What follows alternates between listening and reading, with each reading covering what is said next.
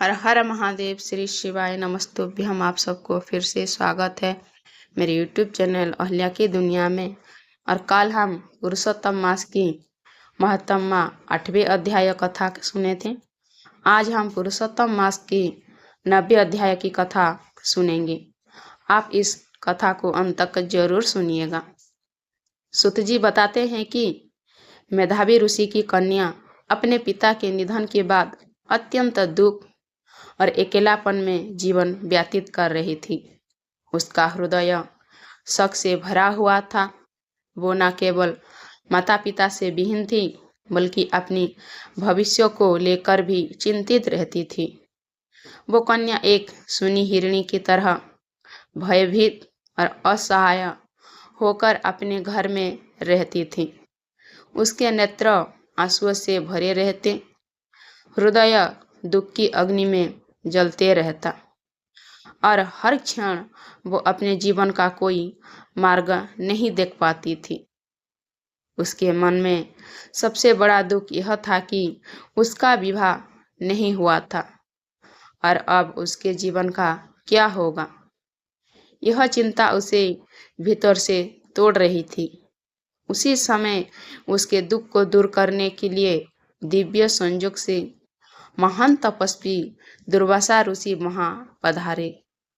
वो अत्यंत तेजस्वी, क्रोधी किंतु रूपाली मुनि थे, जिनकी महिमा स्वयं देवताओं तक में प्रसिद्ध थी।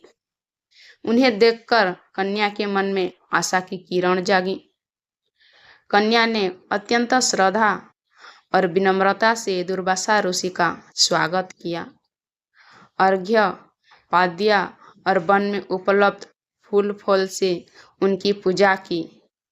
उसने उन्हें प्रणाम करते हुए कहा कि आज उसका जीवन धन्य हो गया, क्योंकि एक महान संत उसके द्वार पर आए हैं। उसने यह भी कहा कि शायद उसके पिता की पुण्य के कारण ही यह सौभाग्य उसे प्राप्त हुआ है। दुर्वासा ऋषि उसके सेवा भाव और विनम्रता से अत्यंत प्रसन्न हुए।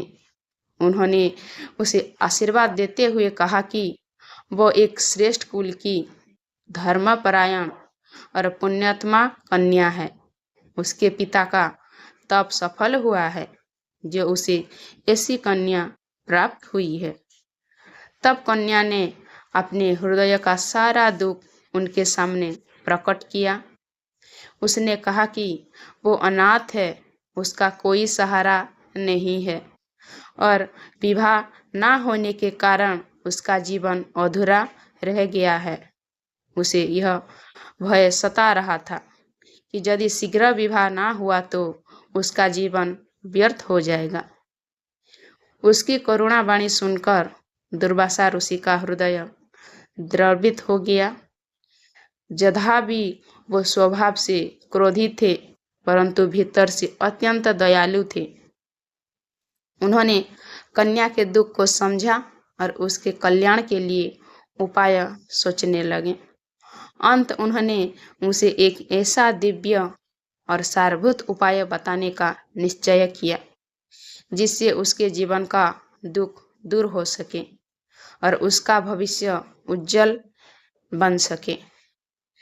आज हम पुरुषोत्तम मास की महत्तमा 90 अध्याय की कथा सुनी। कल हम 10वें अध्याय की कथा सुनेंगे।